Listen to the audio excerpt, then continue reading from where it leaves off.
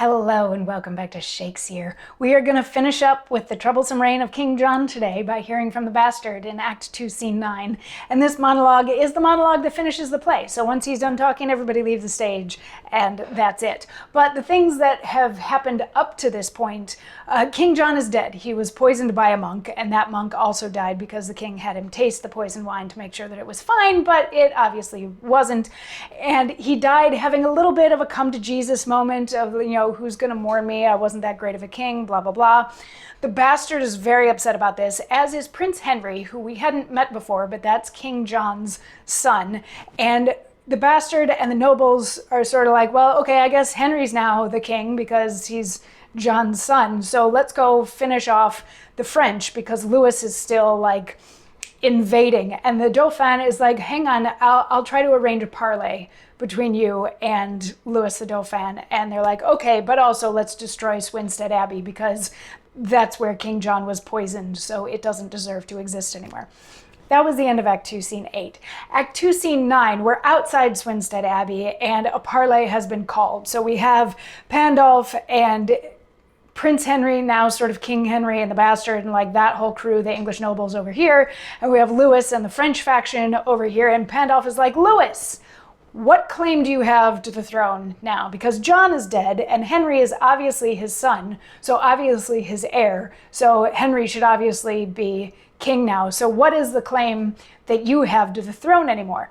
Which, side note, this isn't in the play, but this to me feels like a very weak argument because if the entire play was about whether or not King John was the rightful king, to have his son automatically become the king once he dies feels a little weird. Like, doesn't Louis kind of have the better claim since he's married to Blanche, who was the nephew of King John, but by an elder brother? Like, that was his claim. So shouldn't it still now go to him or go to his son instead of to Henry? But anyway, the argument that Pandolf and the English are making is King John is dead. He has a son, Henry. Henry should now be king. So Louis, what are you doing here?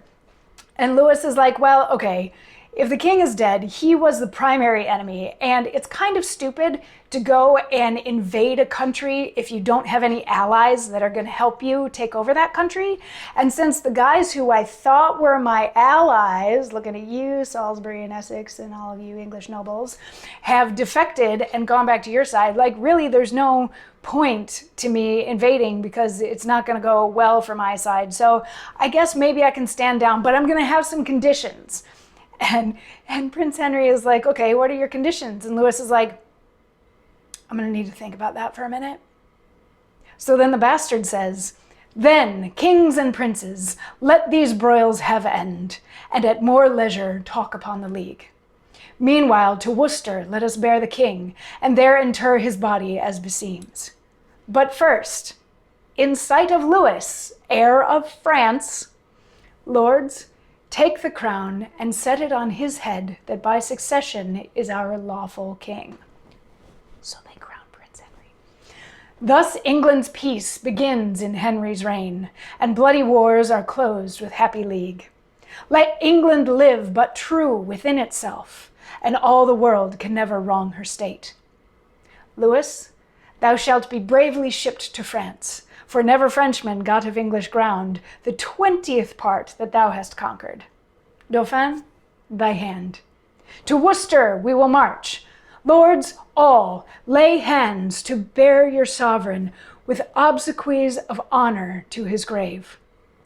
If England's peers and people join in one, nor Pope, nor France, nor Spain can do them wrong. And that's the end of the play.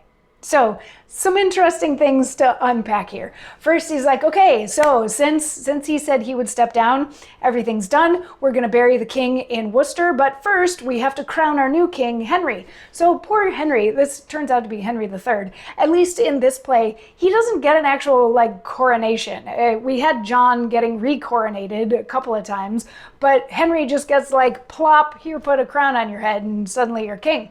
So he's like, okay, now peaceful times and England is nice and strong. And the bastard continues on saying, Louis, you have free passage back to France because you did a good job conquering us, well done, let's be buddies now, but you're going back to France. And then he's like, okay, everybody, let's go off to Worcester to bury the king and give him the rights and tributes that he deserves as our king who has died. And then he's like, England is going to be very strong from here on out, and the church can't undo us, nor can France, nor can Spain. England is good and set for the future. And that's how the play ends. So we never get to hear what Lewis's conditions are, which is kind of fun. And it's kind of interesting that the bastard steps in to make a speech like this rather than like having Prince Henry give a speech upon becoming king. But it's the bastard who wraps it up, which, in fairness, Shakespeare did the same thing. Prince Henry wasn't a real huge character in Shakespeare's version, and it is the bastard who finishes off Shakespeare's version of the play. Like, once the king has died and they hear that there's the parley and everything like that, the bastard does give sort of a rousing, like, yay England speech to end that particular version of the play. So just some interesting character development. And I'm going to say, between the two plays, I think that that's probably the biggest difference, is the character development between the two. For example, in this one, King John is a lot more nuanced and a lot more human than in Shakespeare's version. In Shakespeare's version, King John is just kind of awful all of the time. And in Shakespeare's version, the bastard gets to play like a bigger sort of independent role, whereas in this one, the bastard is a little bit more of a sycophant for a longer period of time.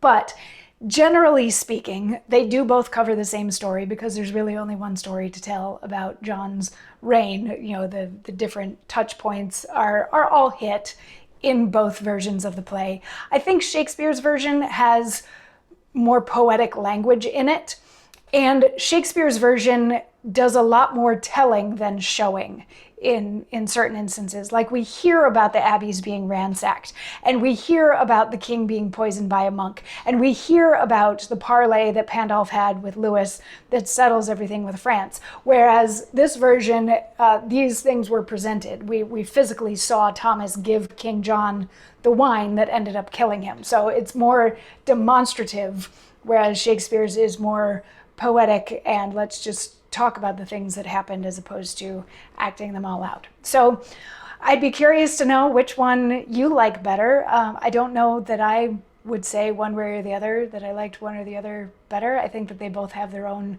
merits. I think language-wise, though, I don't know that Shakespeare wrote this one, because it's just not as poetic. It's much more grounded and much easier to understand. So I wouldn't be surprised if somebody else had written this as opposed to Shakespeare.